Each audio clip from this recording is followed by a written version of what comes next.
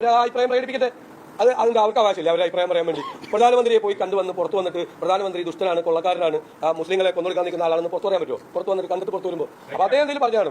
അതാണ് point. V D Satheesan പറഞ്ഞതുപോലെ ബഹുമാനപ്പെട്ട കാന്തപുരം ഉസ്താദ് പ്രധാനമന്ത്രിയെ കണ്ടിട്ട് പ്രധാനമന്ത്രിയോട് ന്യൂനപക്ഷങ്ങളുടെ പ്രയാസങ്ങൾ, പ്രത്യേകിച്ച് വഖഫ്, SIR, അപ്രകാരം ന്യൂനപക്ഷങ്ങളോട് കാണിക്കുന്ന ഒരു മതിപ്പില്ലായ്മ, ഇതെല്ലാം തിരുത്തണമെന്ന് പറഞ്ഞിട്ട് കാന്തപുരം ഉസ്താദ് നരേന്ദ്രമോദി എന്ന് പറയുന്ന നമ്മുടെ പ്രധാനമന്ത്രിക്ക് നിവേദനം കൊടുക്കുകയും അത് കഴിഞ്ഞിട്ട് ഇറങ്ങി വരുന്ന സമയത്ത് ഒരു ദേശീയ മാധ്യമം വിളിച്ചിട്ട് ഇവിടെ ഇന്ത്യയിലെ മുസ്ലിങ്ങൾ സുരക്ഷിതരാണോ എന്ന് ചോദിക്കുമ്പോൾ ഉസ്താദ് എന്താ പറയേണ്ടത്? ഒരു സുരക്ഷിതത്വമില്ല, ഇവിടെ മുസ്ലിങ്ങൾ ആകെ പ്രശ്നത്തിലാണ്, ഇവിടെ നരേന്ദ്രമോദി മുസ്ലിങ്ങളെ കൊല്ലാൻ വേണ്ടി നടക്കുകയാണ് എന്നാണോ പറയേണ്ടത്? ഇങ്ങനെ പറഞ്ഞാൽ എന്ത് ഉപകാരമാണ് ഉണ്ടാകുക? ഒരൊറ്റ ഉപകാരമേ ഉള്ളൂ.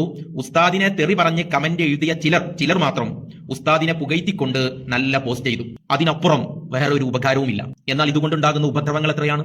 ഉസ്താദ് കഷ്ടപ്പെട്ടുകൊണ്ട് കേരള യാത്ര നടത്തി കേരളത്തിലെ പ്രശ്നങ്ങൾ സമാഹരിച്ച്, ന്യൂനപക്ഷങ്ങളുടെ പ്രശ്നങ്ങൾ സമാഹരിച്ച് അത് പ്രധാനമന്ത്രിയെ കഷ്ടപ്പെട്ട് കാണുകയും പ്രധാനമന്ത്രിയോട് അതിൽ നിങ്ങൾ പരിഹാരം കാണണമെന്ന് പറഞ്ഞുകൊണ്ട് കൊടുക്കുകയും ചെയ്ത ആ നിവേദനത്തിന് ഒരു പുല്ലു വിലയില്ലാതെയായി. പ്രധാനമന്ത്രി പിന്നെ അത് തിരിഞ്ഞു നോക്കൂ ഇങ്ങനെ പറഞ്ഞാൽ?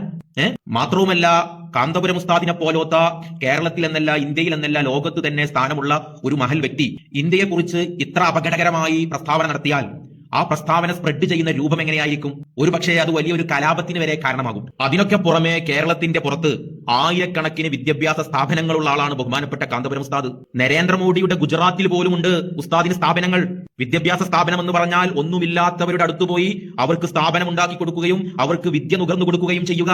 ഉസ്താദ് ഈ ചോദ്യത്തിന് ഇവിടുത്തെ മുസ്ലിങ്ങൾ ആകെ പ്രശ്നത്തിലാണ്, ആകെ ബുദ്ധിമുട്ടിലാണ് എന്ന് പറഞ്ഞാൽ ഒരു പ്രശ്നവുമില്ലാതെ പോകുന്ന ഈ സ്ഥാപനങ്ങളുടെ ഗതി എന്താകും? ചിന്തിച്ചിട്ടുണ്ടോ ഇത്? കേരളത്തിന്റെ പുറത്ത് ഒന്നുമില്ലാത്തവർക്ക് ഇവിടെ ഇരുന്നിട്ട് ഇങ്ങനെ ഫേസ്ബുക്കിൽ ഇരുന്നിട്ട് കാന്തപുരം പറഞ്ഞത് ശരിയല്ല എന്നിങ്ങനെ പറയാം.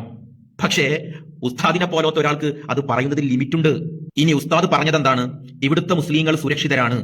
സുരക്ഷിതരാണ് എന്ന് പറഞ്ഞാൽ മോഡിയുടെ ഭരണത്തിൽ സുരക്ഷിതരാണ് എന്നാണോ? അല്ലെങ്കിൽ മോഡി ഉണ്ടായതുകൊണ്ട് സുരക്ഷിതമാണ് എന്നാണോ? അങ്ങനെയൊന്നും അതിനർത്ഥമില്ല. മുസ്ലിങ്ങൾ ഇവിടെ സുരക്ഷിതരാണ്. അതെന്തുകൊണ്ടാണ്? അതൊക്കെ ഉസ്താദ് എപ്പോഴും പറയുന്നത് പോലെ ഇവിടെ നല്ലൊരു ഭരണഘടനയുണ്ട്. ആ ഭരണഘടനയിൽ ഇഷ്ടമുള്ള മതം അനുസരിച്ച് ജീവിക്കാനും അത് പ്രചരിപ്പിക്കാനുമുള്ള അവകാശം നൽകുന്നുണ്ട്. ആ ഭരണഘടനാ മൂലം ഇവിടെ മുസ്ലിങ്ങൾ സുരക്ഷിതമാണോ? സുരക്ഷിതമാണ്. 2021 പ്യൂ റിസർച്ച് സെന്ററിന്റെ പഠനപ്രകാരം 85% വരുന്ന മുസ്ലിങ്ങൾ ഇവിടെ സുരക്ഷിതമായി കഴിയുന്നുണ്ട്, മതസ്വാതന്ത്ര്യത്തോടെ കഴിയുന്നുണ്ട്. അത് മോഡി ഉണ്ടായതുകൊണ്ടല്ല, അത് ഇന്ത്യയിൽ ഒരു ഭരണഘടനയും ഇന്ത്യയിൽ ഒരു ജുഡീഷ്യൽ സിസ്റ്റവും ഉണ്ടായതുകൊണ്ടാണ്. എന്നാൽ ഒരു 15% വരുന്ന ജനങ്ങൾ അവർ പ്രയാസത്തിലാണോ? പ്രയാസത്തിലാണ് എന്ന് കരുതി ഇന്ത്യയിലെ മുഴുവൻ മുസ്ലിങ്ങളും ആകെ പ്രശ്നത്തിലാണ് എന്ന് നമ്മൾ വിധിക്കാൻ പറ്റുമോ? അത് യാഥാർത്ഥ്യത്തെ നമ്മൾ ഇല്ലാതാക്കലല്ലേ? മാത്രവുമല്ല, അത് സംഘികളുടെ വാദമാണ്. സംഘികൾ ഇവിടെ വാദിക്കുന്നത് എന്താണ്? പഹൽഗാമിൽ മുസ്ലിങ്ങൾ പ്രശ്നമുണ്ടാക്കി, ഡൽഹി സ്ഫോടനത്തിൽ പിടിക്കപ്പെട്ടത് മുസ്ലിങ്ങൾ, അതുകൊണ്ട് ഇന്ത്യക്ക് മുഴുവൻ മുസ്ലിങ്ങളും ഭീഷണി എന്ന് പറയുന്നത് പോലെയാണ് നമ്മൾ ഈ പറയുന്നത്. ചിലയിടങ്ങളിൽ ഹിന്ദുത്വ ഭീകരവാദികളിൽ നിന്ന് അക്രമം ഉണ്ടാകുന്നുണ്ട്, പ്രയാസങ്ങൾ ഉണ്ടാകുന്നുണ്ട്. അത് മുസ്ലിമിനും ഉണ്ടാകുന്നുണ്ട്, ക്രൈസ്തവർക്കും ഉണ്ടാകുന്നുണ്ട്. എന്നതുകൊണ്ട് ഇന്ത്യയിലെ മുഴുവൻ മുസ്ലിങ്ങളും ആകെ പ്രശ്നത്തിലാണ്, അവരിതാ ചുട്ടരിച്ച് കൊല്ലാൻ വേണ്ടി കാത്തു നിൽക്കുകയാണ് എന്ന് നമ്മൾ പറയൽ കൊണ്ട്, അത് ഉസ്താദിനെ പോലോത്ത ഒരു മഹൽ വ്യക്തിയിൽ നിന്ന്, ലോകമറിയപ്പെട്ട ഒരു വ്യക്തിയിൽ നിന്ന് പറയൽ കൊണ്ട് ഉണ്ടാകുന്ന എഫക്റ്റ് എത്രത്തോളമാണ്, പ്രശ്നങ്ങൾ എത്രത്തോളമാണ് എന്ന് ഉസ്താദിന് മനസ്സിലാക്കാൻ കഴിഞ്ഞതുകൊണ്ട് തന്നെയാണ് ഉസ്താദ് ആ നിലക്ക് അവിടെ പറഞ്ഞത്.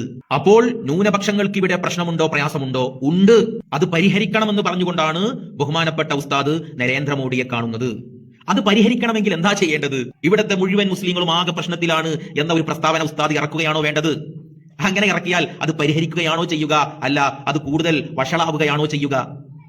അപ്പോ ഉസ്താദ് മുസ്ലിങ്ങൾ സുരക്ഷിതരാണ് എന്ന് പറഞ്ഞത് നരേന്ദ്രമോദിയുടെ ഭരണം കൊണ്ട് സുരക്ഷിതരാണ് എന്നല്ല. ഉസ്താദ് മുസ്ലിങ്ങൾ സുരക്ഷിതരാണ് എന്ന് പറഞ്ഞതിന്റെ അർത്ഥം ഭരണഘടന ആ സുരക്ഷിതത്വം നൽകുന്നുണ്ട്.